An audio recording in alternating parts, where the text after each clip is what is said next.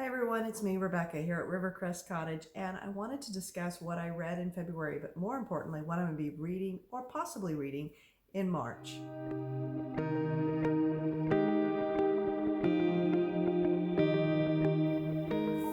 Wow, so February flew by. I mean, it was only 28 days, but I really don't think that's why it's flown by because it's already March in 2021. And I wanted just to pop on and kind of chat with you about what I read in February. So I was discussing this just recently with a friend of mine over at Reads and Eats. And Fiona and I both were kind of saying, has it been really a good reading year? And though I've had some pretty good books here and there, the majority have been either meh or actually just really disappointments. And unfortunately for February, it kept going. So I'm going to talk about 3 books, but one of them I'm not going to talk a whole lot about because I want to do a complete separate video on it. And part of it is because it's going to have a lot of spoilers. But the first book that I went ahead and read that I was very excited about and really looking forward to was The Duke and I, which is the first book in the Bridgerton series, and by Julia Quinn. The first 2/3 of this book was a lot of fun. It was very interesting and a different perspective. It is a Regency romance. It went a little bit different route than the more formulaic way that historical romances go. The characters were different. The dynamic of the Bridgerton family is very different than what you would expect. I don't think it's very accurate for the time period, especially for the societal level that the Bridgertons are at. But I enjoyed the banter, and it did feel a little bit more modern, and I liked that. And then we hit the end, and it's too much of a big problem, and it highlighted problems from the other part of the book. So ultimately, this is a very disappointing book for me. And I've also made myself watch the show as well. And I know for some people, like, made yourself watch, but I did because I wanted to see how they handled the particular storyline that falls in this book. The challenge is the Bridgerton series on Netflix goes a little bit different in that it combines all these books. And there's like 8 books in the series. And how do I know this? Because I jumped on the wagon way too early and I bought all of them. And I'm not going to be reading them. So they're going to be going to my little library. So there is a huge issue that happens at the end of this book. And my biggest beef is that the roles had been reversed. We would not be watching this book on Netflix, and we would not be reading them. And that double standard really bothers me. So, and it made me very disappointed in the character, and I'm surprised that more people haven't spoken about it. So if you are curious, if you've already read the book, if you're interested in my further review, there will be more. And I will go into very, very much detail because I feel like something as big as this and that's hitting around, I need to explain myself. I got some explaining to do. So I have all the books. I love these covers. I was really hoping to have all of them in the same covers because I ordered them in these covers and they didn't come into it. So there's multiple things. But as overall, I would not recommend this to anyone other than if you want to read something to have a discussion with me about. And I don't think I'm the only one who felt this way about this book. And as I said, I'll go into more detail. So that was the first book, and it just slammed into a horrible thing. The next book I picked up was Texas Bad Girls, Hussies, Harlots, and Horse Thieves. It was one of those books where it's a bunch of short stories, they're all myths. Very few of it actually feels researched to any depth. And I have to say, the author said at the very beginning that it was like sitting across the table, just kind of telling you stories that, maybe he learned or she learned from her grandparents or, it'd been passed down. And it had that feel. And because of that, I kind of expect more from a book, and I wanted more detail, even historical. You just kind of pop into these women's lives, and it's supposed to be ooh so salacious that you're reading about, and you don't really learn about the women, and you don't really learn about the much of the times, and you move on to the next one. So this was a gift, and I know why it was a gift because of the title, Texas Bad Girls. Since I'm from Texas, I get that, but it really didn't hold my interest very much. I'm not a big short story reader. I like to get to know characters more, and I would have liked more information about the time period and what was going on. The biggest thing I'll say is I was shocked because the first 3 or 4 stories are all about an area of Texas that I was raised in, and who knew? Who knew it was such a ruckus area? So that was kind of interesting, but not a really big thrilling read, and not really all that interesting. Hussy or Harlot, either one, or Horse Thief. None of them were that fantastic. I think that they probably could be dime store novels, and it would have been really interesting. I think that historical fiction, this is a great place to be. If you want to write historical fiction about some crazy ladies and time period and all that, I think this is a good starting place to get your inspiration and then write a historical fiction about it. Oh, sorry. And then the very last one, which thank goodness was a goodie. I really, really enjoyed it, and that was These Shallow Graves. Holy cow. So this is interesting because something that I felt, so this book is interesting in that it's a YA. It's set in, early 1900s or so. Let's see if it gives me the actual date. It's that turn of the century, 1890, there we go. So turn of the century kind of New York. I love those books. And again, I was talking with my friends and Fiona over at Reads and Eats, and I was like, oh, I have a lot of books that are set in the same time period. So if you're somebody who likes Gods of Gotham by Lindsay Fay, one of my #1 books of all time, excuse me. Oh, it's up there. Anyways, is The Alienist by Caleb Carr. This is a YA version of The Alienist by Caleb Carr in a lot of ways, and I love it for that. This is a book I can recommend to a lot more people because it's not as gory, it's not as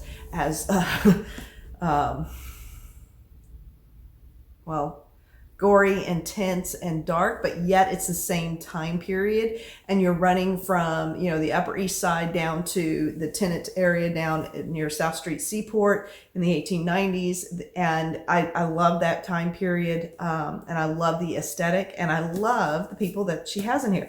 So the main character is a young lady who is about 17 years old. She comes from a more affluent, well, definitely the creme de la creme of Manhattan society, of New York society at the time. And I mean, we're talking about running with the Roosevelts and the Carnegies, and who was the newcomer? There was an Adams in there, and those type of people.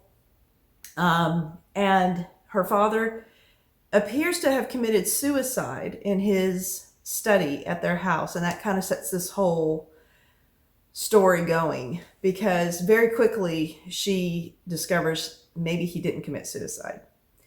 And she ends up running in with this journalist who's probably in his early 20s, and he's from the complete opposite world. And then she also is getting to know a lot of more characters from a part of that society that she never even knew existed. But she has a heart of wanting to expose the trials and tribulations and the social injustices that wealth versus poverty brings. And so it makes her an interesting individual and an interesting character. She didn't do anything really out of character that I didn't kind of expect from the very beginning. And I liked that, as far as it seemed very consistent. She's not flighty. And then all of a sudden, is very common sense and can find her way around in the dark streets of, Manhattan.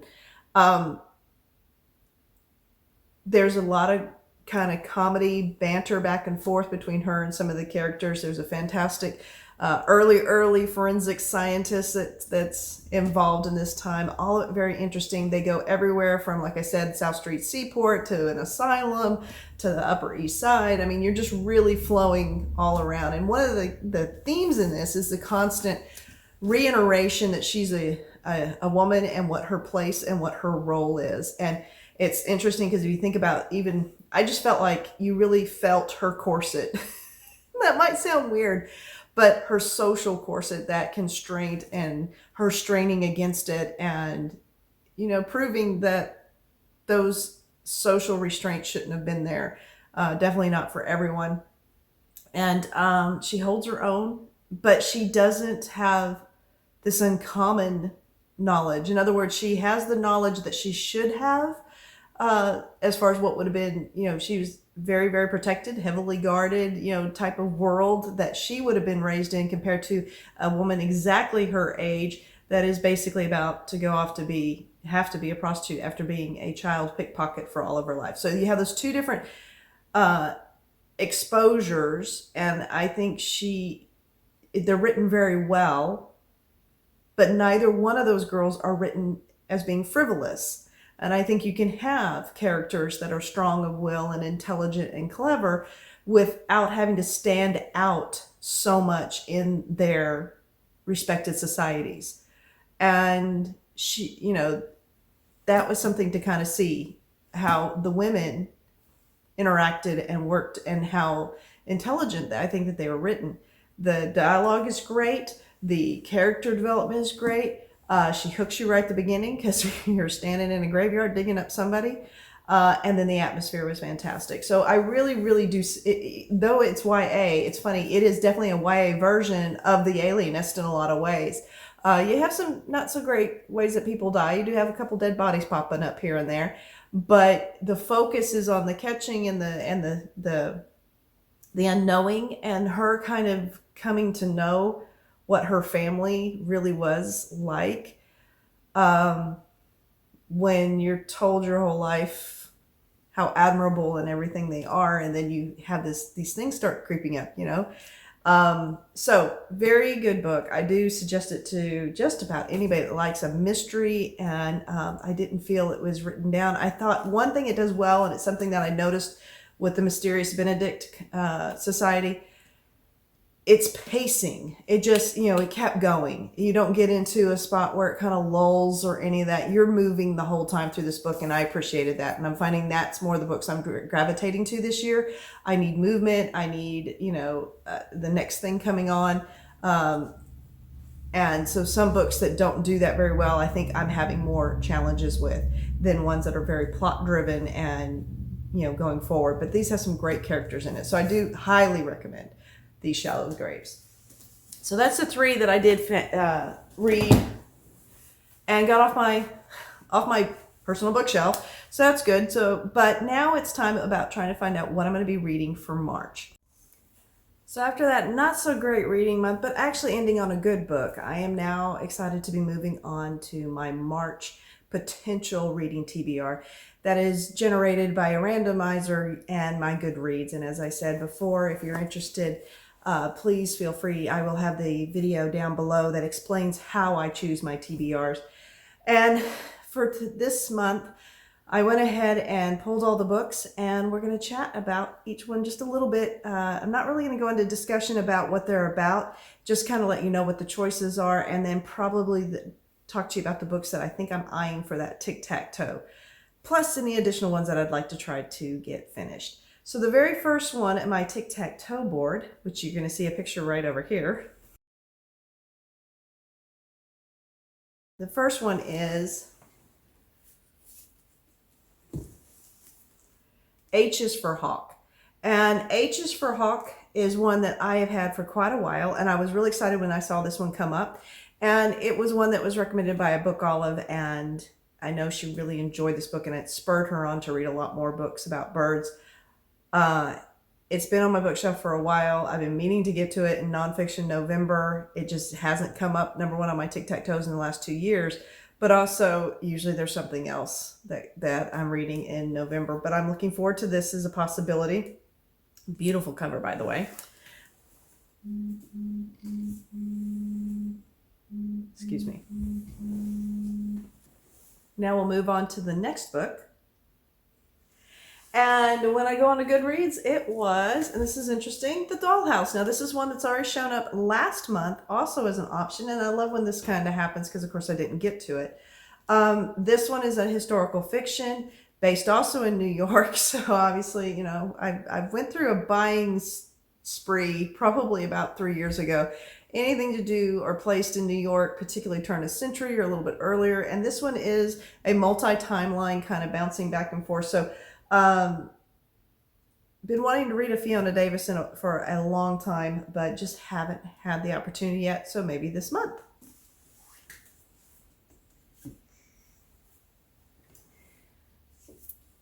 The next one that came up actually has really great timing because we all know is March Mystery Madness, and this is Miraculous Mysteries, and it is a series of locked room murders and impossible crimes. Now, this book is,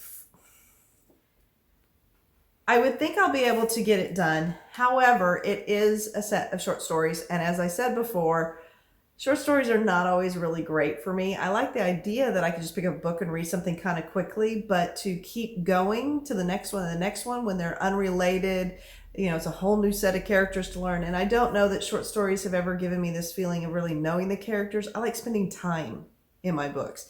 So I'm slowly finding that short stories haven't been a hit with me. I'm hoping this might be a little bit different. I'm hoping I can get into it and kind of like use it to,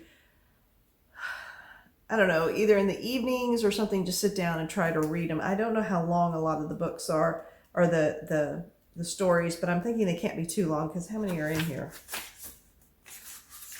We bought this book a couple years ago and I was supposed to be looking at it. There's like, so there's 16 books, all by different authors.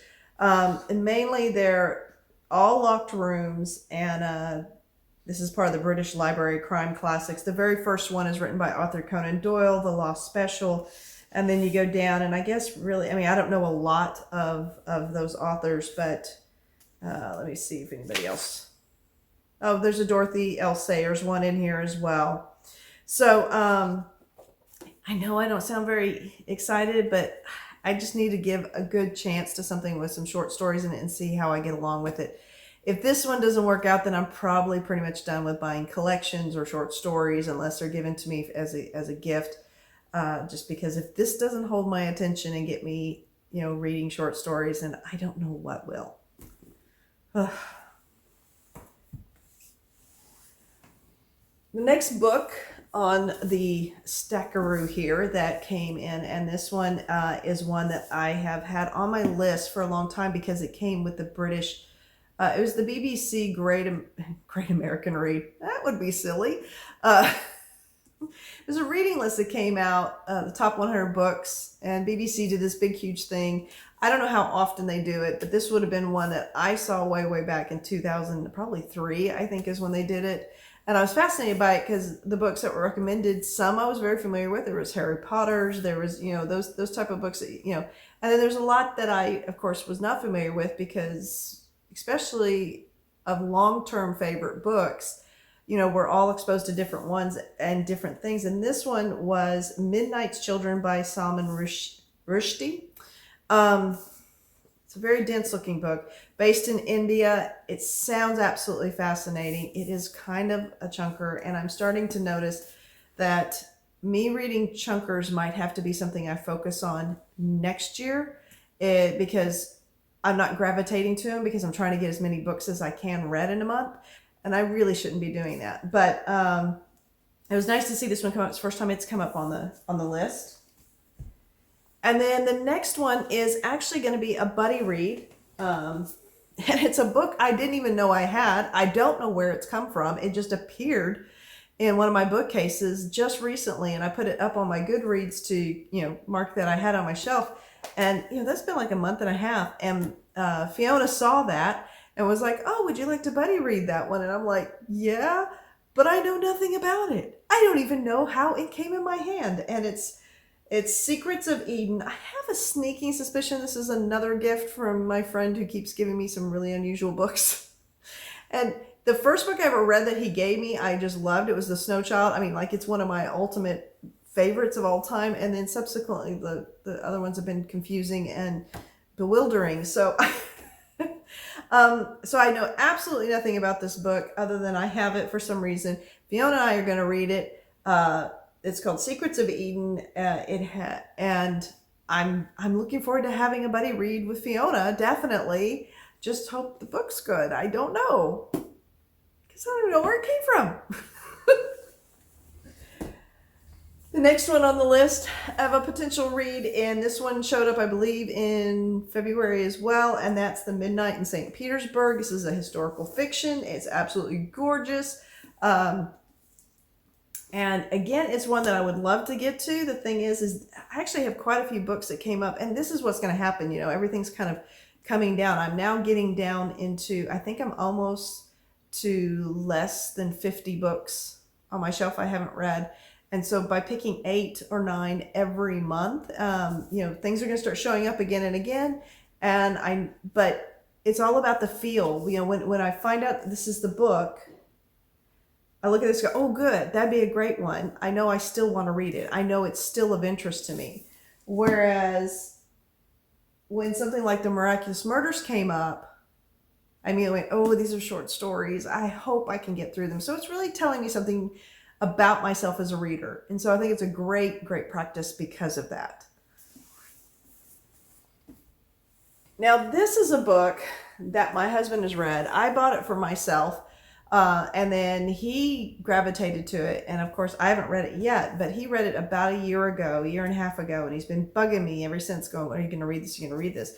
And it's The Farm in the Green Mountains. Now, ironically, this was one that I heard from another booktuber, but it is set really close to where I live here in Vermont. The Green Mountains are here in Vermont, and they're actually would have been on the other side of it, I think. And it's a story about real people, but it was kind of based off of letters and things of the years. And it's right as, let's see.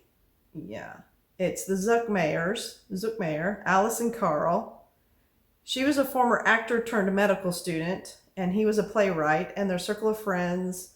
The Nazis take over, and Carl's most recent success, a play satirizing German militarism, impressed them in all the wrong ways. So they escape Nazi Germany and come to Vermont.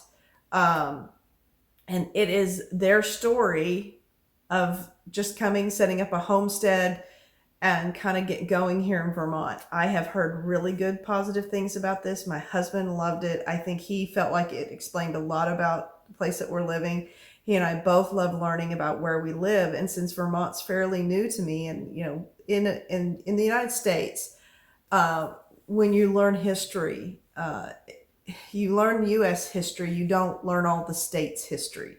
It's about farming, and it's about you know, very cold winters, and it's, you know, these people came from a very different life and just were plopped in Vermont. And so I'm looking forward to it. And again, like I said, I've heard some really good things about it. I think I will have to read that one regardless, because my husband he was excited to see it was on my stack. He's like, oh, did it come up? And I was like, it did. Then the next one is another bird theme. And I believe this is another recommendation from a book olive. So both of them kind of showed up. And that is The Genius of Birds. Again, another one that I would love to read. I think I'm more, like, I would lean more to wanting to read this one over H is for Hawk right now, just because watching birds and being here and having so many birds out here, and we're about to have so many more coming in for you know, as they migrate up. So this is one I was glad to see. I don't know if I'm going to get to it, but it'd be one that I would want to. And then the last one was kind of it's new this year, added on in January, because in December I heard about it and was like, I want this book. I want to read it. And to be honest, reading it, the blurb now, I'm like, what mood was I in to want this book? And that is Dear Edward. Now, that's not saying anything negative against the book. But the book is basically, Dear Edward was on a flight, an airplane flight that crashed, and he's the only survivor. And it's the story of him afterwards, of that survivor's guilt kind of thing, or why wasn't it me? And then I think it also somehow starts interacting, and he starts learning about the people that were on the plane with him. So not a really cheery read necessarily. I think it's going to be very insightful, and I think, you know, it's going to be a very moving type of story. It's gotten great reviews as well. But where was my head in December that this is what I wanted to read? I guess I was sick of 2020. That's all I could think of. So those are all the books that are on my potential TBR. What I think is going to happen, well, I can tell you what I definitely know is going to happen. And let me get my TBR, the tic-tac-toe up here so you can see it. So if we're looking at it, the center square one is definitely my buddy read. So that makes sense. And I intentionally put it there. I always, if I have a buddy read, that way I know I'm focusing on it. And as you know, with tic-tac-toe, you always want that center square. So this will be the first one that I will definitely be beginning with here in March. And then what I think, because I think the pressure from my husband's going to be way too much and too much of, have you read it yet? Have you read it yet? Have you read it yet?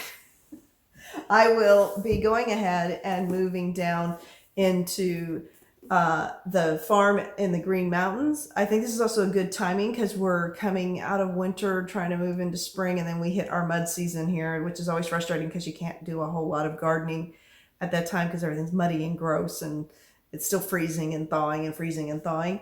So I think this will be a great one for me to read then. Plus my husband will be very happy. And so because of that, in order for me to get tic-tac-toe the way this has landed, the third book that I'm going to need to have to pick up, is my Miraculous Mysteries, the short story, which again is great because it is March Mystery Madness. I don't have anything that is middle grade this year. I didn't want to go buy any extra books, and our library it's open, but you have to go request stuff.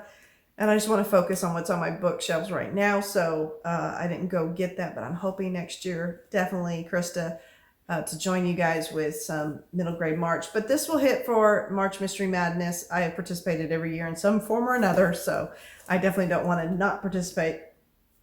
But we'll see how I get along with it as far as getting through it, and can I read these stories and move on to the next one. And what I might find is that mysteries are exactly the type of short stories that work for me. Who knows? So I would say those are the three that I probably will be gravitating to first. After that, it really is a hit or miss. Depends on if I have any extra time to read and how these are going. But there's a lot of good choices this month, definitely. So let me know what you're reading. If you have any plans, do you do a TBR of any kind? Again, I love my TBR and the randomization because it just brings up books and it's like reshopping my shelves all the time. And I normally know, like I can tell you this is either, it's either I'm going to like it and read it, or if not, it'll probably go into that little, I found it recently that I do have a little free library just down the road. I didn't even know that's a little box that you can go. I think that's where the Bridgerton's going to end up. Somebody's going to get the full set of Bridgerton, though 3 of them won't match the first 4. Irritating. Anyway, so again, if you're interested in the Bridgerton, I will be doing a follow-up video of that, just more of an explanation, but it will have incredible spoilers. There's not going to be any mincing of words. That is just, you get what you get. If you're not interested or if you don't want to hear me be upset about Bridgerton, then definitely don't even bother watching the video. I don't think it's what I'm supposed to be saying in videos. Don't watch my future video. So thank you so much for checking in to see what I'm doing down here by the riverside here at Rivercrest Cottage. And as I always say, keep turning those pages. Bye for now.